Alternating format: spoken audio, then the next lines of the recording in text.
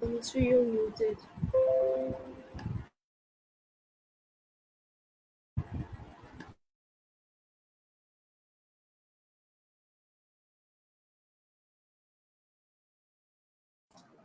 Mr. So Can you you unmute yourself?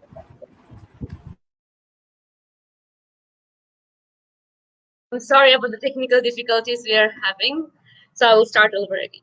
Hello, good evening, and welcome to our Facebook Live.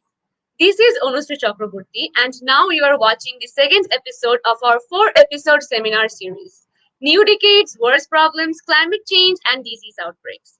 I am your moderator for the seminar today, and on our speaker panel today we have my fellow 10th graders. We have Koshin Unber and Ariana Rahman. Thank you too for joining us today in this seminar series.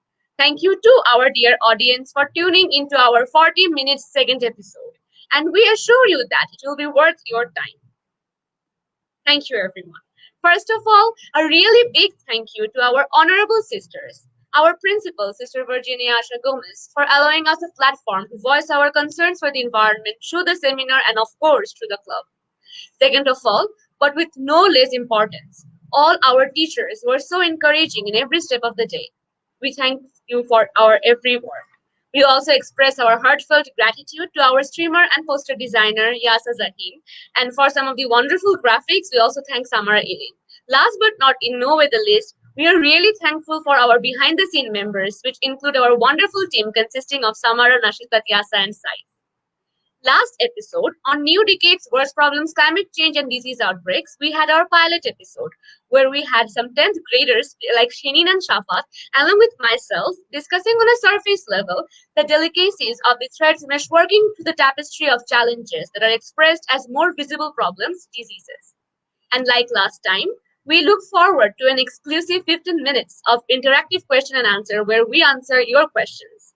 This towards the end of our event. Now, where do we stand in our seminar? What exactly are we looking forward to in this episode? What are the keynotes that our speakers are going to talk about? Streaming in from last episode, we will give more specific highlights in this episode, more on specific details and examples from studies done by various scientists from abroad and home. Also, we will be discussing the economical causes and our roles in decreasing such drastic scenarios. We will be discussing the great corporations like Amazon and how are they are doing their job in creating such a problem for us, and how is Bangladesh affected in this whole scenario, and what can we do to stop this. All of these will be answered by our speakers today. Now, without further ado, let us hear our first speaker today, Koshin Unber. Koshin, would you please give us your views on this topic today and the seminar? Good evening, viewers, teachers, principals, and students. So without further ado, let's begin the first speech for our seminar. Now, there's a popular misconception about climate change, which drives people to not pay much attention to this cataclysmic phenomenon. People often don't even seem to care about the increasing temperatures and melting of ice caps because they think these results don't directly affect them.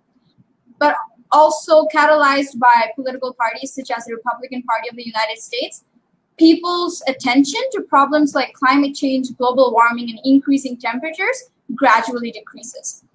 And they think that it is not something that directly affects us. But that is not entirely true. On today's episode, we shall dive into more details on why climate change is something you should be worried about and the direct impacts it can have on the lives of people. Now, in my speech, I will talk about 2 reasons why we as individuals should care about climate change and also highlight a very important factor that often goes overlooked. Now, my first point of discussion, how climate change can directly affect the health of individuals. Did you know that extreme high temperatures contribute directly to deaths from cardiovascular and respiratory diseases, particularly amongst elderly people? Malaria is strongly influenced by climate. Transmitted by the female Anopheles mosquitoes, malaria kills over 400,000 people every year, mainly children under 5 years old in certain African countries. This is not a joke, right? But they're not the only people who are affected. Malaria runs rampant in tropical countries like Bangladesh, and with our high levels of humidity and heat, cities and villages alike can become breeding grounds for the Anopheles mosquitoes. Cholera bacterium thrives in warmer waters and causes diarrhea so severe that it can kill within a week. Parasites thrive Lyme disease is spread and the Ebola virus becomes more potent. Areas with weak health infrastructure, mostly in developing countries, will be the least able to cope without assistance to prepare and respond. Now, my second point of discussion. Now that we have established how dangerous climate change can be to the health of people, we also have to talk about how climate change affects more developing, low-lying countries such as Bangladesh, what you can do to help, and why this is a voice of concern for us. As the country's capital city, and with its multiplicity of sectors, Dhaka is consuming different types of fossil fuels. The commercial, residential, and industrial sectors are using mainly electricity, of which more than 85% is generated from natural gas. They also use gasoline and diesel fuel generators to meet electricity demand during electricity outages. Climate change will affect Dhaka primarily in two ways. Firstly, through floods or drainage congestions, and secondly, through heat stress. The melting of glaciers and snow in the Himalaya and increasing rainfall will lead to more frequent flooding in Bangladesh. The waterlogging and drainage congestions due to river floods and excessive rainfall during the monsoon are already causing very serious damage. Furthermore, Dhaka may also face heat island problems because temperatures in the city are a few degrees higher than in the surrounding areas. The prevalence of disease during extreme events such as floods increase greatly. These diseases include diarrhea, dysentery, acute respiratory infection, fever, skin diseases, and eye infections. One study shows that 192,000 people in Dhaka were admitted to different hospitals for treatment during the 1998 flood. Of these, almost 300 people died. Now, before we dive into the usual fanfare on how you can help fight against climate change, a very important factor which often goes overlooked needs to be addressed. We tell our friends, families, and coworkers to use public transport, skip out on plastic, and make conscious efforts throughout the day, but one of the largest contributing factors to climate change are large corporations. Corporations produce just about everything we buy, use, and throw away, and play an outsized role in driving global climate change. 100 corporations are responsible for 71% of global greenhouse gas emissions.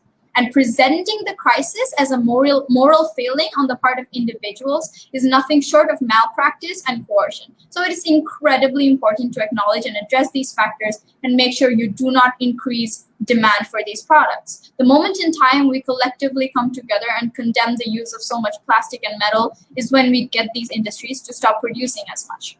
Now, on to what you can do to raise awareness on the issue.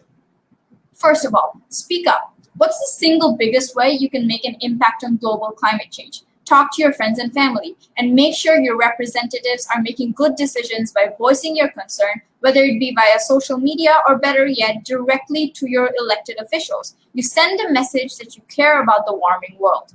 Now, talk to your parents about it during dinner. And if you are a parent or a teacher, educate your children or students about what is happening around them and encourage them to help.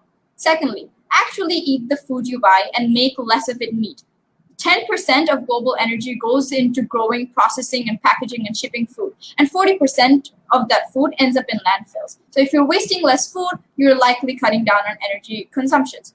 Choose to more greener methods of transportation, such as cycling, or use public transports, or try car sharing schemes such as Patao or Uber. Fourthly, cut consumption and waste. Everything we use as consumers has a carbon footprint. Let's avoid single-use items and fast fashion and try not to buy more than you need. Put your purchasing power to good use by choosing brands that align with your new green aspirations.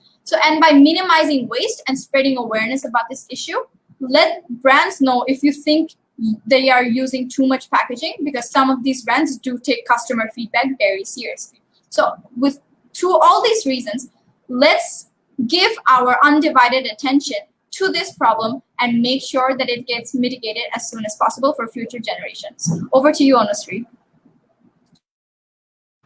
Thank you, Porshin. I really appreciate what you said in your speech, especially about the part where you said the big corporations are now destroying the environment. It's popular misconception that because we are not planting the trees, maybe we are doing something to the environment. But yes, planting trees is important. But of course, the big corporations, what they're doing, the plastic usage is also something we must be worried about. there are some very I take this moment to introduce our audience to these very wonderful and amazing brands that are environmentally friendly. For example, there are brands like Organic Basics and Youth to the People and Boden. Then there are Reformation, People Tree, and Cezanne. There's some international brands, Beyond Meat, IKEA, etc., that are so environmentally friendly that will inspire you to go green. So I will inspire and I will actually let our audience know that it is very important to go to brands that are very green. And also, Koshin, thank you for telling our audience how to actually encourage the green message around themselves. Yes, you can talk about in the dinner or even when we're chit-chatting with our friends. A very green message is very needed in this current world. And why is it needed? Well, I think our Ariana Rahman's speech will very much highlight why this green message and now and why we're doing this seminar. What are the diseases that are spreading and causing all of these. Before I go off to Ariana's speech, let us also thank our audience who are actually giving us some comments and viewing our seminar right now. Thank you very much. And also please share our initiative with other people to let them know about our Green World Arts Club. Now over to Ariana Rahman, who will be expressing why we need this and what are the diseases and what problems we might face if we do not act greenly right now. Ariana, over to you. Thank you, Anushree. A very good evening, everyone.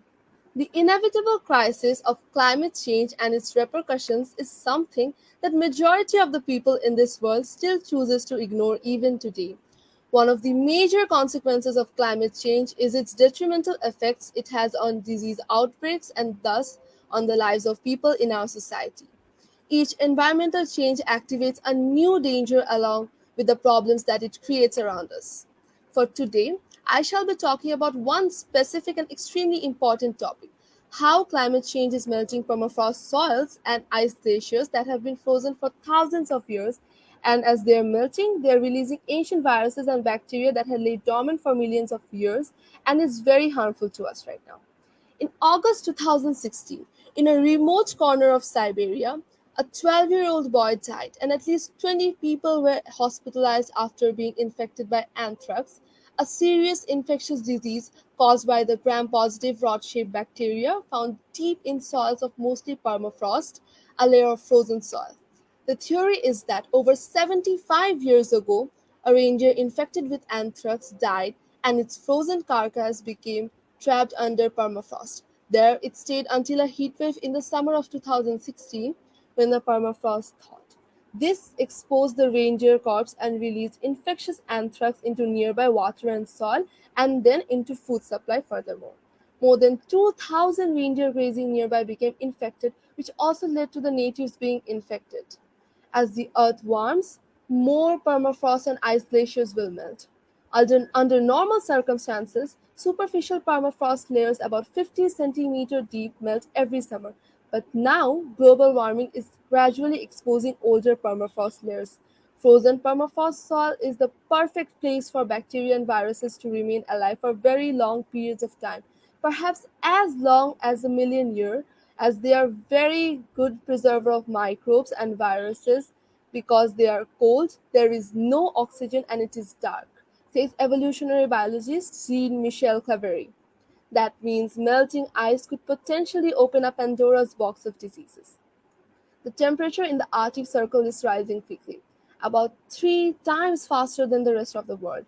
As the ice and permafrost melt, other infectious agents are releasing. Pathogenic viruses that can infect humans or animals might be preserved in old permafrost layers, including some that have caused global epidemics in the past already. In a 2005 study, NASA scientists successfully revived bacteria that had been encased in a frozen pond in Alaska for 32,000 years. The microbes, called Carnobacterium pleistocenium, had been frozen since the Pleistocene period. Once the ice melted, they simply revived to life and became infectious. 2 years later, the same scientists managed to revive an 8 million year old bacterium that had been lying dormant in ice beneath the surface of a glacier in the Beacon and Mullins Valley of Antarctica. Very recently, scientists who study glacier ice have found viruses nearly 15,000 years old in two ice samples taken from the ice glaciers of Tibetan Plateau in China.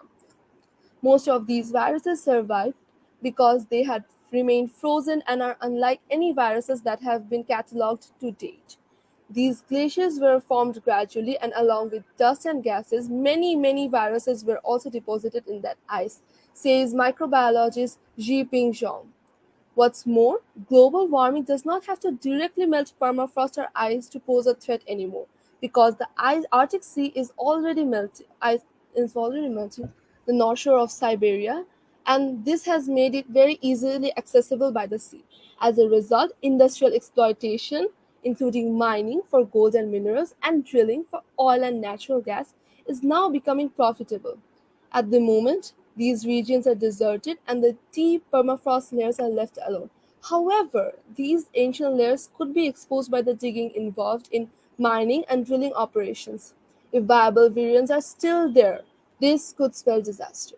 So, amidst fighting a pandemic with one of the world's deadliest viruses, aka the coronavirus, is our world ready to fight even deadlier viruses that will fall upon us due to our own negligence towards Mother Earth? If not, it's time to step up and do something, as mentioned by Koshin, to prevent this catastrophe that is coming to our way with great speed. Thank you, everyone. Over to Anushree. Thank you, Ariana. Those were very important study examples and information that have given us. Indeed, the story is so heartbreaking for something that as little children are dying for things they haven't done because of things that many our ancestors during the industrialization period had started. That's almost 200 years ago, if I think, am I right? And there are problems like these where ice is thawing and we cannot do anything about it. So of course there is ice is thawing, but there's also economical impacts of this. You must also address them, and I shall be addressing the economical impacts now. Think about it like this, like the COVID-19 pandemic. If another bacteria, like or virus, like for example the pathogen that Ariana has said in her speech, that is of that anthrax she has mentioned, if that comes up, or other a thawing of ice causes many more like Pandora's boxes of diseases or pathogens to come up, like Ariana has said, what will then happen if some of them are more deadly than the virus or that we're now facing, the invisible enemy? It's not up to us to fight such invisible enemies all the time. Right now, the COVID-19 has caused so many countries' GDP to stand still, like the ASEAN, and the marginal utilities of goods are falling down. It is very important for us to take this step because otherwise, the economy that we have crafted with so much love and care is simply to be broken down. Even another problem that has been caused by this climate change is that of microbial resistance. If you look very closely, these thriving temperatures are very like these hot temperatures that we might say that we are also very uncomfortable in these temperatures, of course. But bacteria and virus, especially that cause diseases such as those of malaria, those are very potent in these thriving temperatures. They thrive in this heat, they thrive in these places, tropical temperatures. So melting of ice and the increasing of heat will definitely cause these viruses to rampant throughout the earth, and maybe one day we'll have so many diseases if we do not take our steps now. And as Koshin has mentioned, taking steps like these are very important where we can actually do spread the awareness. But there is another thing that we must note. Bangladesh is a remote and underdeveloped country, and there are many people living in the rural places. How can we go to them and how can we tell them about this problem? Because right now their main concern is their survivability. They won't be thinking about the whole globe, right? It's a poor country. In such aspect, we must of course voice our concerns to a global platform, and of course use the help of NGOs, that is non-governmental organizations such as BRAC, to fight these problems. Now, I shall be addressing the question as that have been given in our chat box. There are many questions there.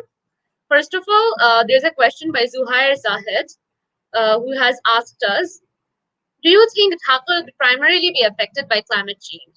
I think it will be better if our first speaker, Koshin, answers this question. So after we first acknowledge the fact that Dhaka is one of the most underdeveloped and low-lying countries, it is safe for us to assume that this is one of the countries that will be most heavily affected by climate change because we are positioned on the globe right below the Himalaya. Now, when these glaciers start to melt, you can expect more floods added on top, and this means that rural areas in divisions such as Borishal and Khulna, you can expect villages to be completely flooded there. And you can also expect diseases such as malaria to run rampant through the country because of all the pools of water that have accumulated, and which means that this is a perfect condition for the Anopheles mosquito to breed. So the effects that we will primarily see is increased floods, increased rainfall, thunderstorm, and disease and very potent disease outbreaks. Very right, Koshin. And of course, we must talk about the economic impact. Bangladesh, especially Dhaka, is not strong enough to stand such an economic blowout. So we must be thinking about it. If we do not take our actions now, think about it. So many people are losing their job. Unemployment is rising. So there, we have to think about these as well. And our trade will also stop if we do not.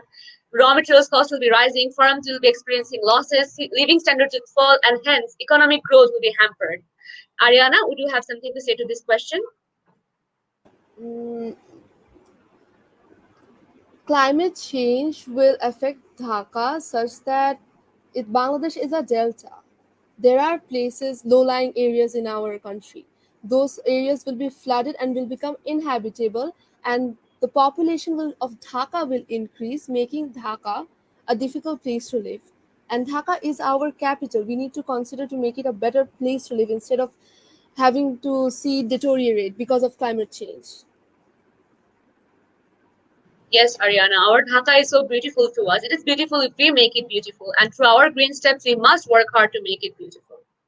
Thank you, Zuhair Zahid, for this question. Next, we shall be moving to Shenin Tasnim Hassan's question.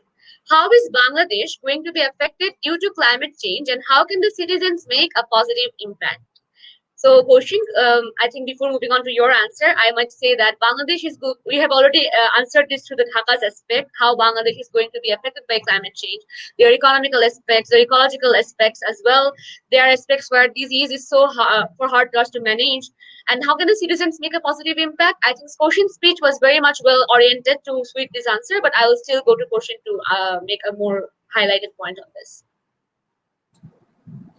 So the best way to answer this question is to first address the fact that when a number of people collectively come together and make small efforts, it can actually amount to one large big effort to fight against climate change. So the moment in time you start telling people to do things like use less plastic, because plastic packaging is a very big problem, especially in underdeveloped countries where a lot of people can't really afford counterintuitive alternatives such as metal packaging or wood packaging, right? So when you tell people that, when you start telling people that this is a problem that exists and we need to address it because we will be directly affected, and when you start awareness on the topic, you start a conversation, is the moment in time you are going to see the collective efforts accumulate and people starting to do things to help.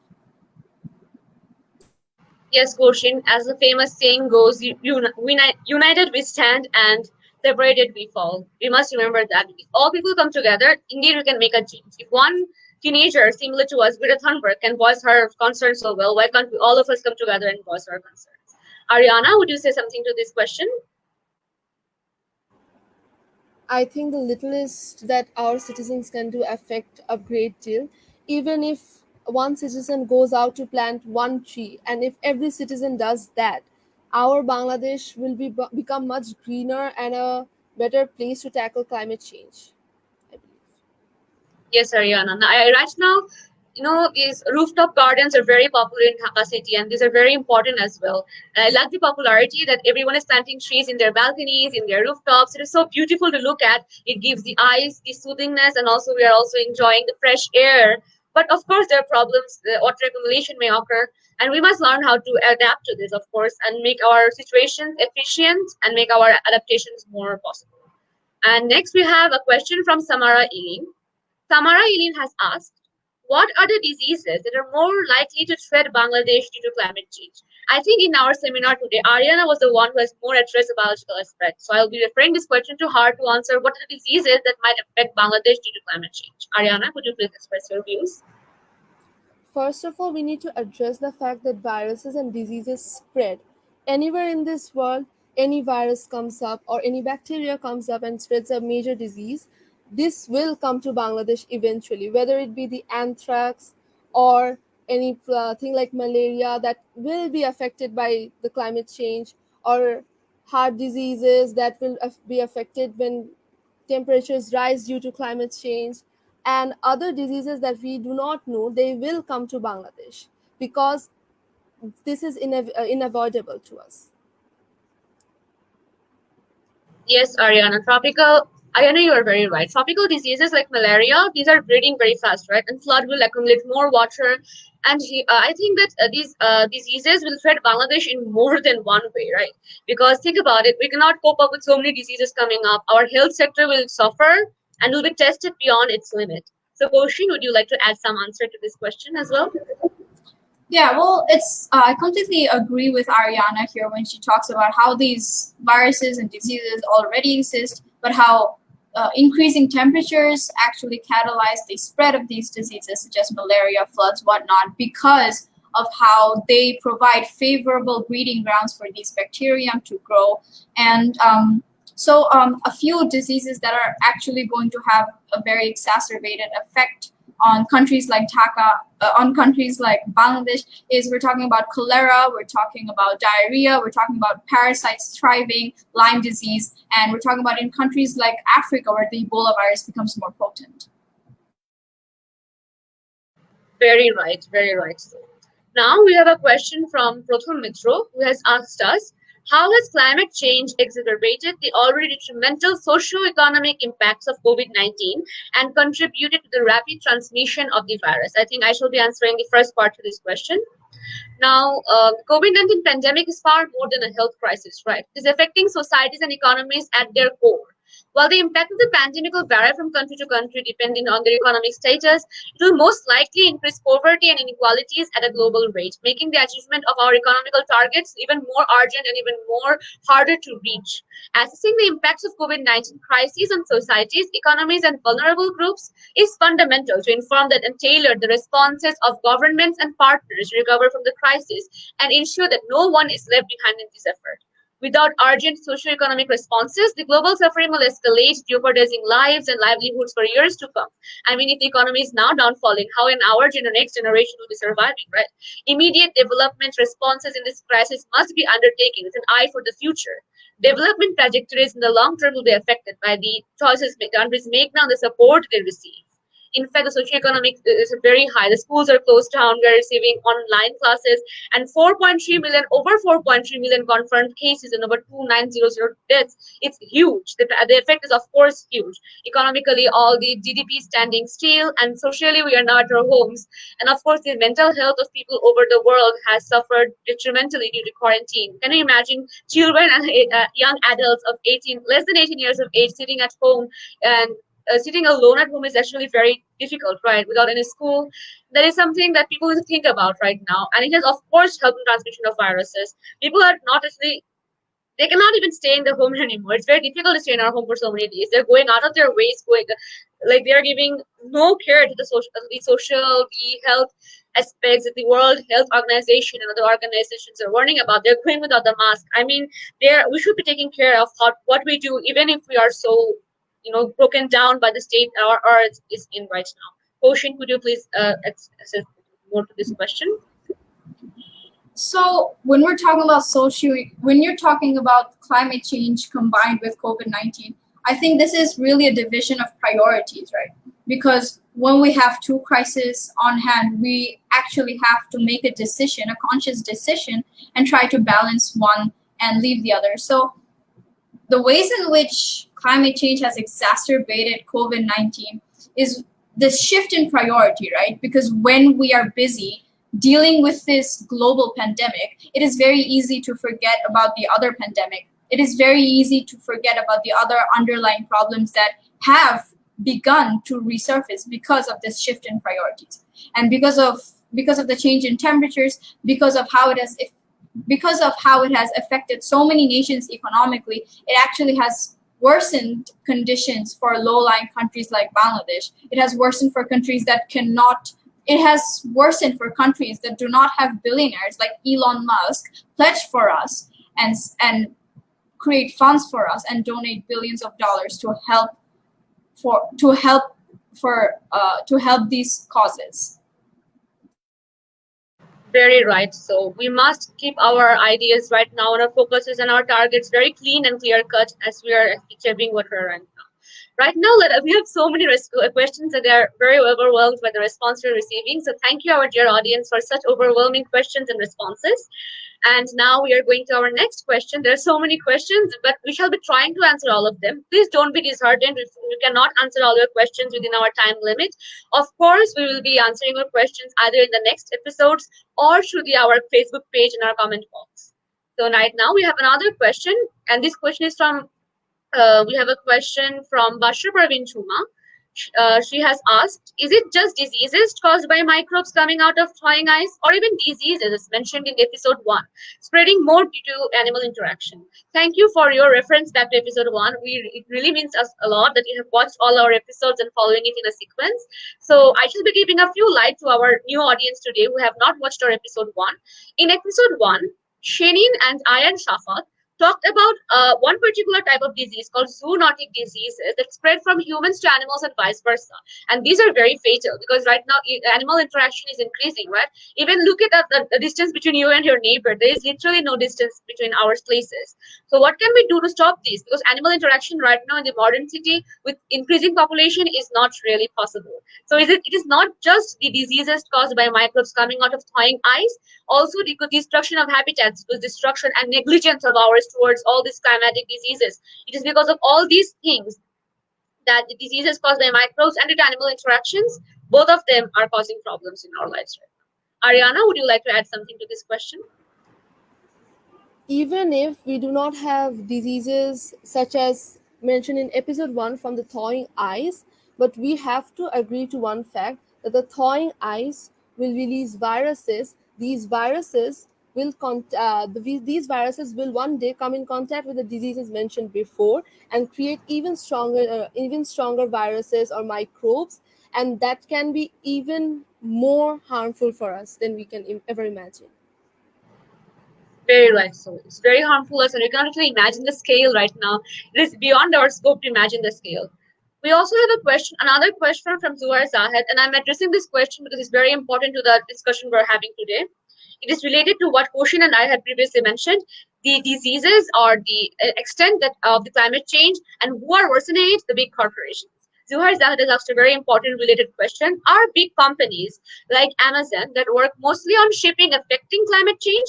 If so, how? Very good question indeed. And I believe Koshin is full on waiting to answer this question. Could you please answer this? Right, so the massive volume of packaging materials and shipping waste created by online shopping, which has increased drastically because of lockdown and quarantine, this takes a toll on the environment, indubitably. As arguably the world's most visible and successful e-tailer, US-based Amazon sits at the center of controversy. Now, Amazon founder and CEO Jeff Bezos announced earlier this week that he will spend 10 billion US dollars to fight global warming. But understand that the emissions from delivering items all over the world is not the real issue.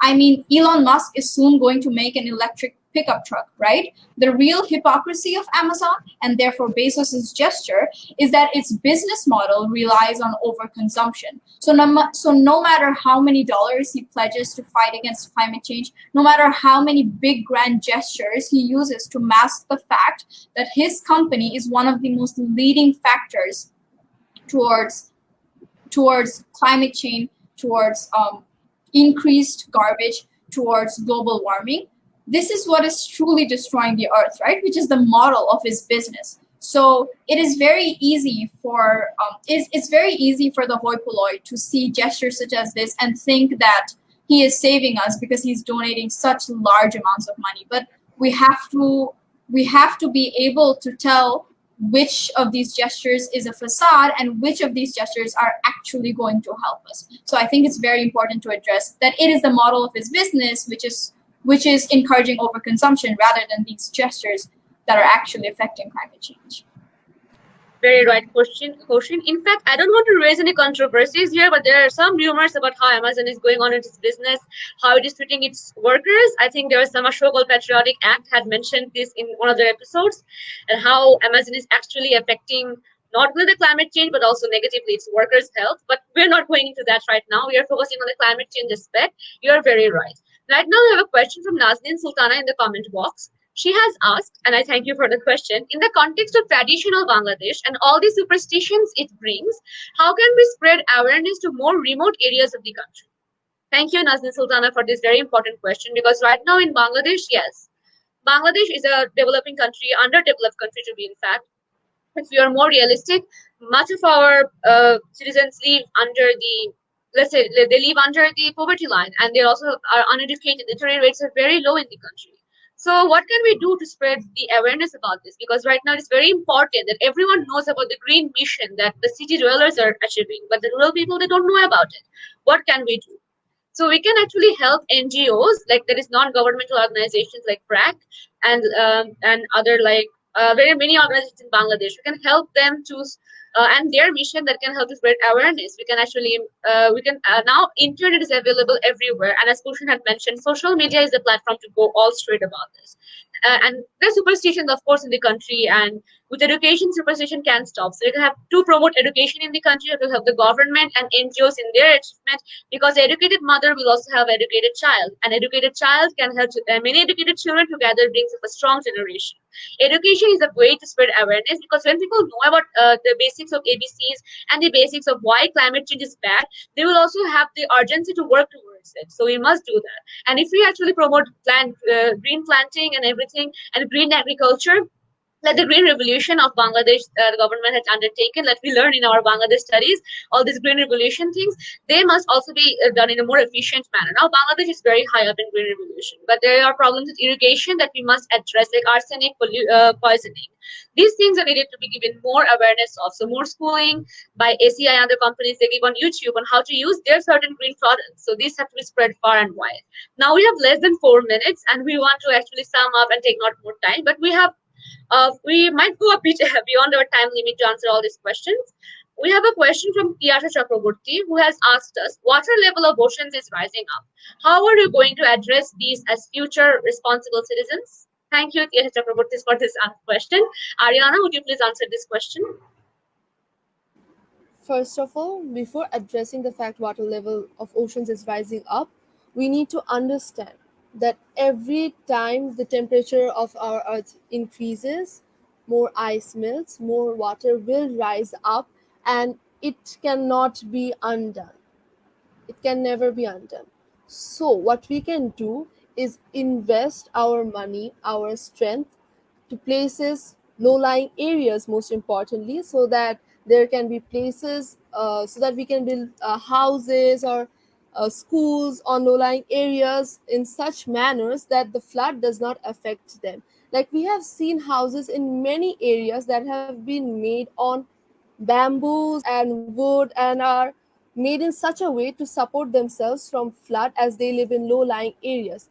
Since the water level of oceans is rising up, we, alongside preventing and doing our part to stop carbon emissions and to stop global warming and to decrease it, we have to invest in those schemes instead of thinking about causes on how to undo it, as nothing can be undone right now.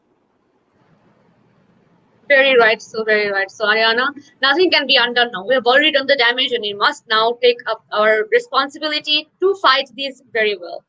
Very well said. Now we have a question. Um, this question is from Yasa Zahin, and he has asked us, what are our opinions on Canada banning the sale of petrol cars from 2035?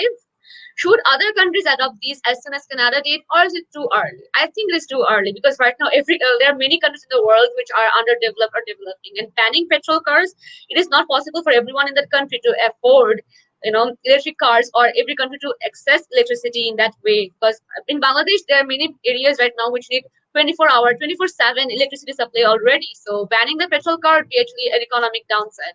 Of course, many people will not be able to afford that. Transport will stop, and maybe economic growth will be standstill, because transport is needed for trade, right? And it's a high demand for petrol. So if and many companies feed on this, many employment occurs on this. If we now cut down the petrol industry totally, countries like Afghanistan, which drill up oil, and other people who actually work in petroleum sectors and petroleum companies will experience unemployment. Their income will stop, and their income is huge in the world. If their income stops, living standards will also fall. Now our 40 minutes is over, but we'll end this question answer session with one last question. And this question is from Prashanjit Chakraborty. I have kept this for last because it's very important that everyone knows about it. What could be our club's initiative against these climate change challenges? Our club has taken many initiatives in the past against climate change challenges. We have done rallies in the streets about tigers being dying out, tigers been many rallies about, and we have also the tigers been dying out in the Sundarbans. We have done rallies where we talked about them. We have collaborated with many important channels in Bangladesh. Television channels like ATN Bangla have featured us in their talk shows. We have also talked. We've also done many like cleaning of the streets around us. We have collaborated with foreign people and voiced our concerns already. This seminar is one way we are doing this. We are raising the awareness. We have also planted trees in various events in the school. We have also made weeks where many students took turns to clean up the school campus as a seed of understanding at a very early age as to how to keep our surroundings clean and tidy, because that's very important. Pollution and learning starts from home and school is our second home. Koshin, could you please answer how we can do further about this? So Green World Earth Club has a very spectacular history on bringing hands on the ground action on how to fight climate changes. We even have this environment at school where we press for bringing a more sustainable and green methods of living. For example, we have had multiple instances where during the tiffin breaks, students from all classes would go onto the fields and onto the campus with plastic bags and with wearing gloves, where they would pick up trash, where they would pick up pieces of garbage from all over the campus. And there have also been numerous campaigns by the club that actually help drive this climate change issue further. So I think Green World Art Club has taken many good initiatives, and it has also been very successful in making its students aware, because it is a very successful club, right? And it has a lot of impact. It is very influential for students from junior sections and even senior sections. So I think it is very successful in not only bringing awareness, but also bringing hands on the ground action to fight against climate change and global warming. Thank you, Koshin. In fact, our club has 300 active members working actively and over 40 executive members, talking about alumni and everyone who are actively working from AS level and also from 6 to 7, and of course from classes 3 to 5, we have everyone. Now, we also like to inform everyone that our Art Science Olympiad is coming up. The second session is coming up of the Art Science Olympiad. We have poster making competitions, we have photography competitions, and we have writing competitions that are all aimed toward raising awareness. If you go to our Facebook page, you'll see developed understanding, and all our posters are made by our graphic designers, Samara and Yasa. We have made so many detailed posters. Right now on our Facebook page, we're looking for magazine write-ups, which we'll be posting soon up, as well as Shades of Nature is coming up, an exclusive drawing competition for all these art enthusiasts. We also have green photography and green trivia going on every month and every week. Yasa has also posted very recently about our beautiful poster designing competition, digital arts, and we have received some very wonderful entries already, and we're looking forward to many more. So Ariana, would you like to say something before I close up this seminar? About our club's initiative, I would like to add, through events such as poster makings or speech writing or story writing or Olympiads, through everything we are trying to spread awareness on the climate factor so that our students, the people around us, they learn what's going on with our world, and when they grow up or when they move on to higher stages of life, they learn to take initiative for Mother Earth. Very right, so Ariana. Now, we have actually taken 5 more minutes than we should have with our time commitment, but thank you everyone for your beautiful participation and beautiful support for us throughout this seminar.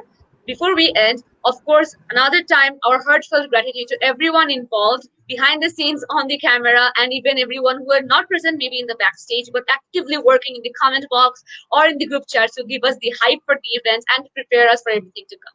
Also, our heartfelt gratitude to our teachers who have given us encouragement and love every step of the day. Our heartfelt thanks to our sisters for allowing us a platform through this club, and our founder, Mr. Malcolm Mendez, who may not be present with us here today, but who has started this journey and a visionary to help this earth. Thank you, everyone. Thank you, our dear audience, for such questions and such overwhelming response. We are really grateful to you all. Thank you, everyone who has taken their time out of their busy schedules to see us here today. We are ending our seminar here today. Thank you, everyone. A very good night and a very good wish for everything to come. Keep tuned, and we will be coming next month with episode 3, where we shall be answering every unasked question and answering every more details, and may have some guest speakers coming up. So keep an eye. Thank you, everyone. Good night.